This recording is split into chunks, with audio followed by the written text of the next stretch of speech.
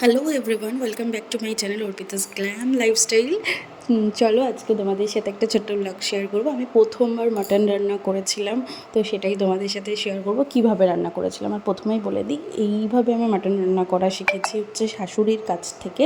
মানে আমার শাশুড়ি মা এইভাবে রান্না করে, আর মা অন্যভাবে করতো রান্না। তো চলো শেয়ার করা যাক।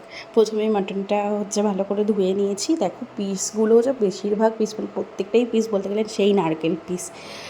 প্রথমে যে পাত্রে মাটনটা রান্না করবো, এটা হাঁড়িতেও করতে পারো তোমরা। আমি সেই টাইমে হাঁড়ি পাইনি, তাই ডেচকিতে করেছি। সাদা তেলে আলুগুলো ভেজে নিয়েছি।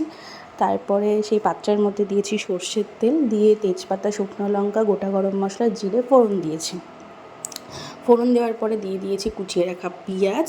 তো তোমরা তোমাদের পরিমাণ মতো যে যেরকম চাইছো পেঁয়াজ দেবে, দিতে পারো, একটু বেশি করেই দিও।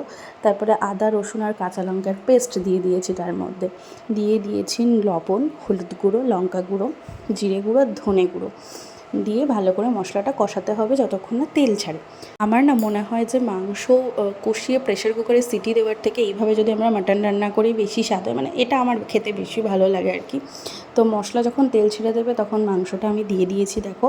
আর এখানে আমি দেখো পেঁপে অ্যাড করেছি, একটু মানে টুকরো করা পেঁপে অ্যাড করেছি।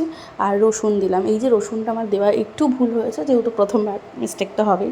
তো রসুনটা হচ্ছে যখন মশলা কষাবে তখন গোটা রসুন দিতে পারো যদি খেতে চাও। এটা আমার বর খেতে খুব ভালোবাসে গোটা রসুন, তাহলে ভালোভাবে সিদ্ধ হবে। আর এই টাইমে দিয়েছিলাম তো একটু সিদ্ধ কম হয়েছিল।